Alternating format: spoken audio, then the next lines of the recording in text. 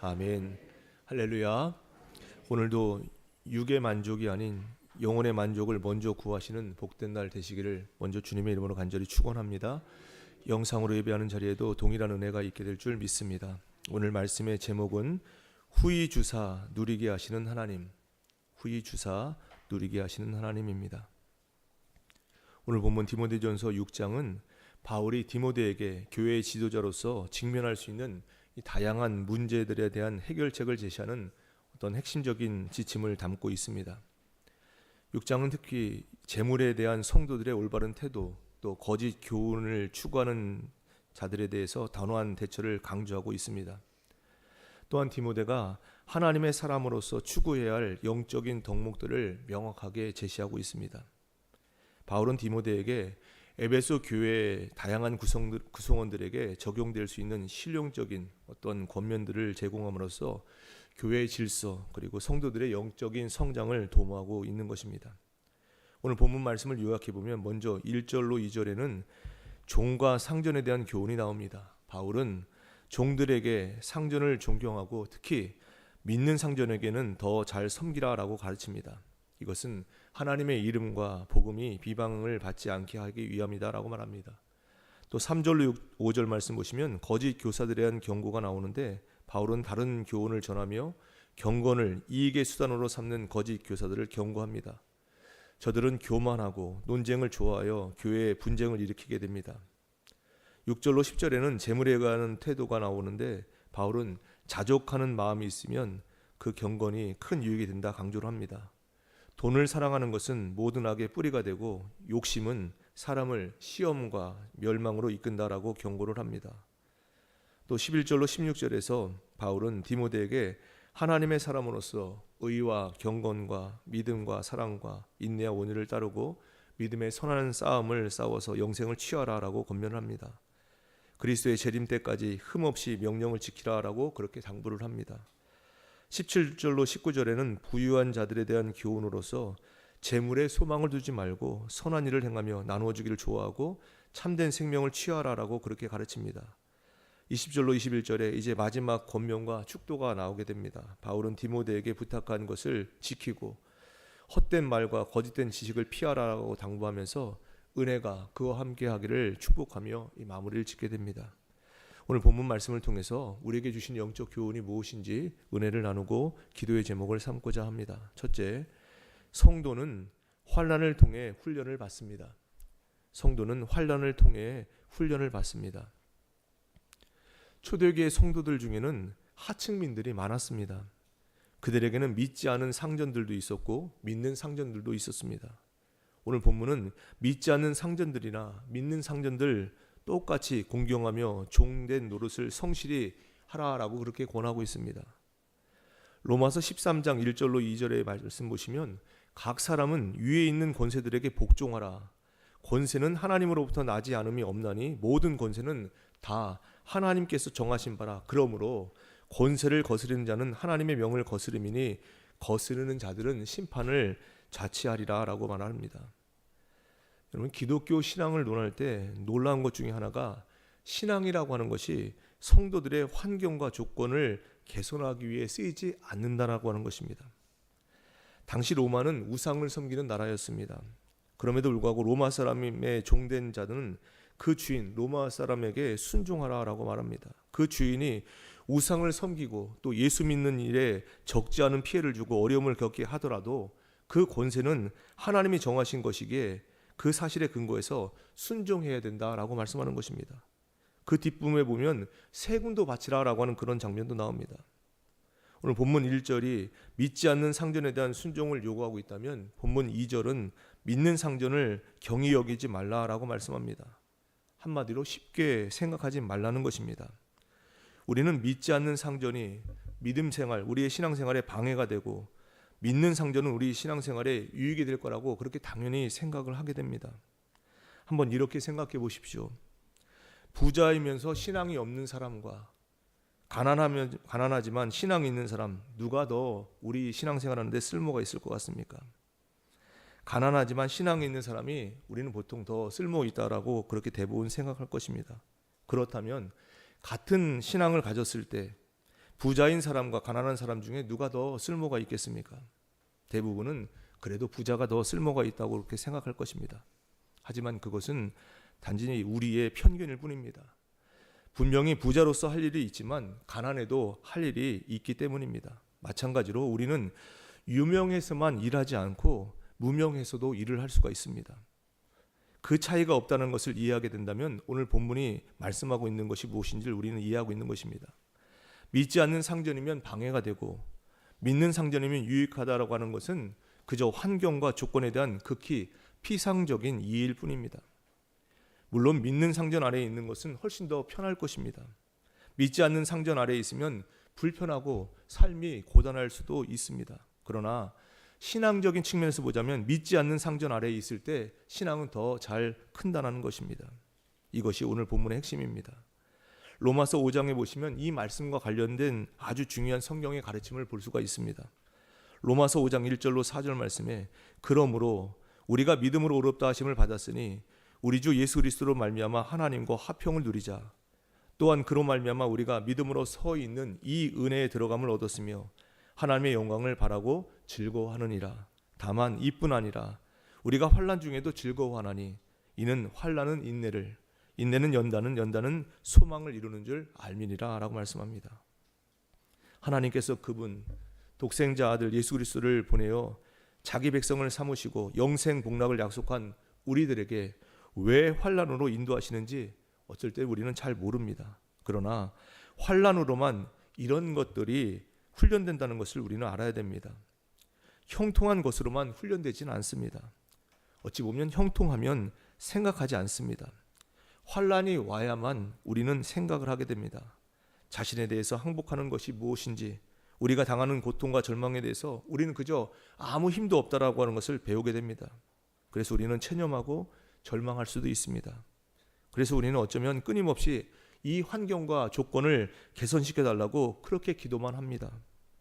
이 고통을 빨리 해소시켜 주시든지 아니면 고통의 시간이 빨리 끝나게 해달라고 그렇게 기도하는 것이 우리의 모습인지도 모릅니다. 그런데 하나님은 그렇게 안 해주십니다. 어쩌면 끊임없이 고통은 가중되고 우리로 하여금 스스로 자신을 의지하던 자에서 그 자리를 포기하는 자리로 우리를 이끌어 가신다는 얘기입니다. 하나님께서 우리로 하여금 내 자신과 우리 인생에 대해서 우리는 두 손 두 발 다 들게 만드신다는 얘기입니다. 우리는 생각합니다. 내가 두 손 들고 나면 우리 인생은 과연 누가 책임질까? 그렇게 의문을 가질 때가 있는데 거기가 바로 믿음이 들어갈 자리가 된다는 얘기입니다. 우리가 항복하게 되면 하나님은 일하십니다. 오늘도 그것을 마음에 새기시고 환난을 통해서 지금도 우리가 연단되고 훈련받고 있다는 사실을 기억하는 우리의 모습이 되기를 간절히 원합니다. 둘째, 신앙생활은 자기를 포기하고 하나님의 약속을 기다리는 것입니다. 신앙생활은 자기를 포기하고 하나님의 약속을 기다리는 것입니다. 믿음이라는 것이 도대체 무엇일까요? 믿음은 한마디로 하나님의 약속을 믿고 맡기는 것입니다. 거기에서 우리는 하나님의 일하심을 배우게 되는 것입니다. 현실적으로 믿음이라고 하는 것은 내가 나를 포기했지만 하나님은 나를 포기하지 않으셨기 때문에 어떻게 하실지 마지막까지 두고 보는 것, 이것이 바로 믿음입니다. 그런데 이 믿음은 우리는 보통 굉장할 것이라고 생각합니다. 우리가 믿음을 가지고 단단한 마음을 가지게 되면 그저 근심 걱정 다 사라지고 모든 것이 해결될 것이라고 그렇게 생각합니다.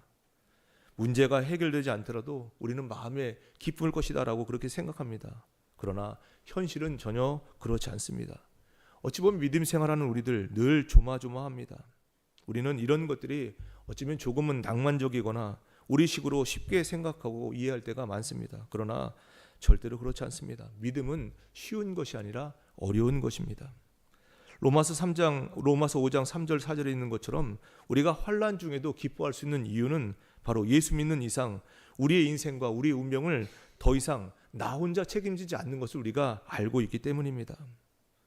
그런데도 그것은 사실 아슬아슬한 기쁨입니다. 사실 믿음이라고 하는 것은 약속된 것이 현실로 즉각 나타나지 않기 때문에 요구되는 것이 바로 믿음입니다. 약속된 것이 지금 당장 나에게 금방금방 나타난다면 그것은 믿음이 아니라 주문이라고 해야 될 것입니다. 주문만 외우면 그 현실이 금방금방 나타나는 것, 그러나 믿음은 주문이 아닙니다. 우리가 아무리 믿음을 강하게 동원한다 할지라도 하나님은 그 결과를 쉽게 바로바로 주지 않을 때가 너무나 많습니다. 어떤 분들은 응답을 빨리 받았다라고 말할 수도 있습니다. 그러나 그것은 하나님이 하신 그 약속의 유효성과 영원성을 확인시키기 위한 하나의 표적일 뿐입니다. 그 한 분으로 우리의 인생과 우리의 전 신앙이 확보되고 더 이상 고민할 것도 없고 근심할 것도 없는 그런 인생으로 끌어올리는 그런 응답은 없다는 얘기입니다. 그래서 신앙생활은 끊임없이 자기를 포기해야 되고 하나님의 약속을 기다리는 매일매일의 삶이 되는 것입니다. 그래서 어쩌면 어렵습니다. 오늘 하루 잘 싸웠다고 해서 내일 그냥 넘어가는 법은 없습니다. 오늘 새벽에 나와 기도했다고 해서 일주일 쉽게 가는 법 없습니다. 어제 신앙을 지켰다고 해서 오늘 고민하지 않고 넘어가는 법이 없다는 얘기입니다. 생각해 보십시오. 이 사도 바울의 생애가 그렇습니다.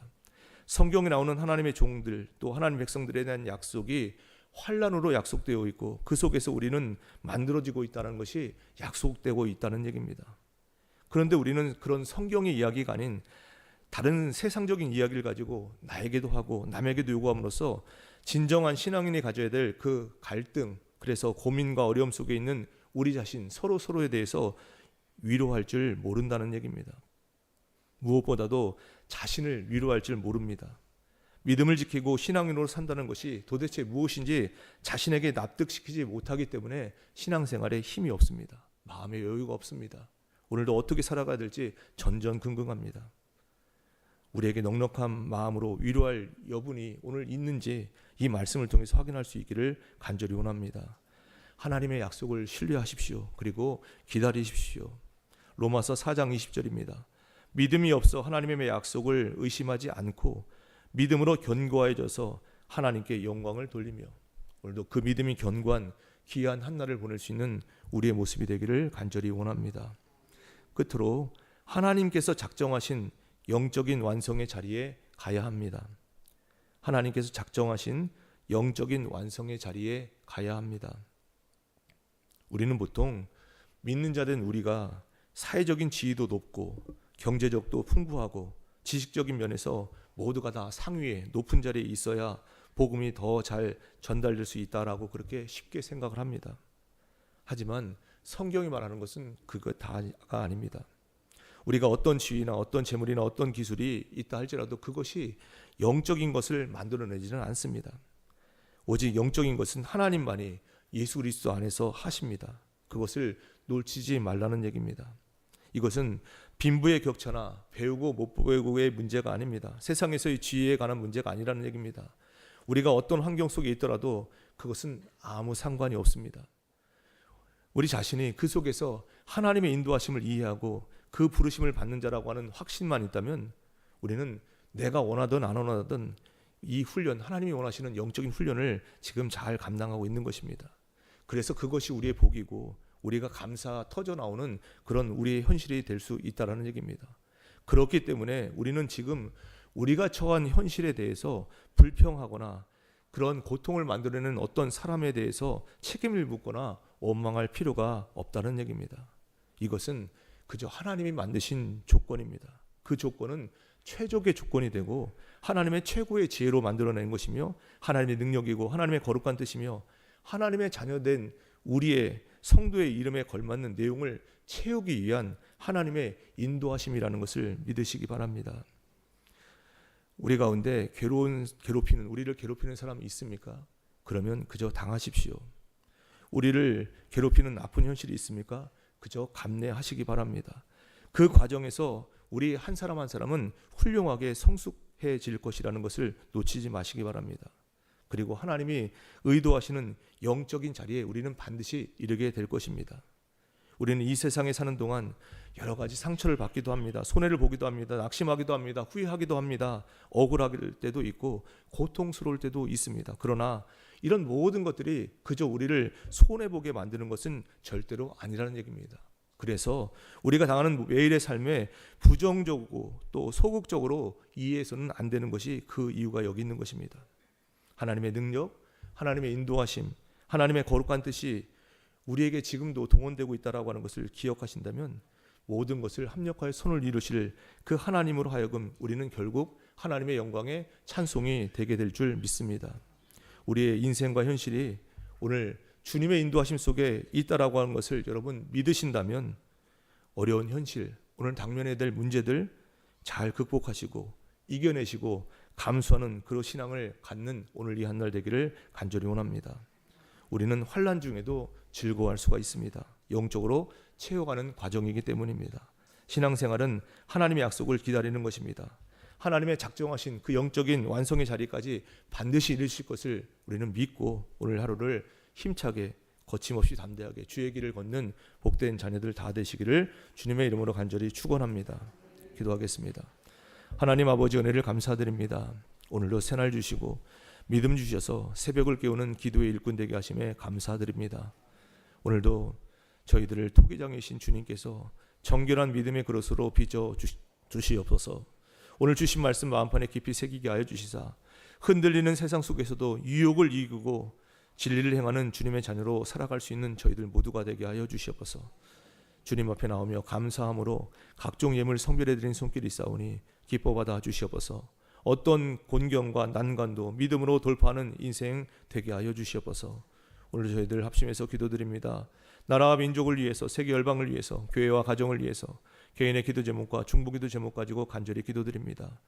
낙심 속에 꺼져가던 소망의 심지가 다시 활활 타오르게 하여 주시옵소서. 오늘도 강력한 약속의 말씀 믿고 인내하며 기도하시는 한 분 한 분 약한 손 강해지게 하여 주시고 떨리는 무릎은 굳세지게 하여 주시며 저는 자는 사슴과 같이 뛰어나는 놀라운 역사가 있게 하여 주시옵소서. 병상에서 치유하심을 간절히 바라며 기도하는 이들마다 슬픔과 탄식이 사라지는 은혜의 대로가 활짝 열리게 하여 주시옵소서. 오늘도 세상에 나가 살아갑니다.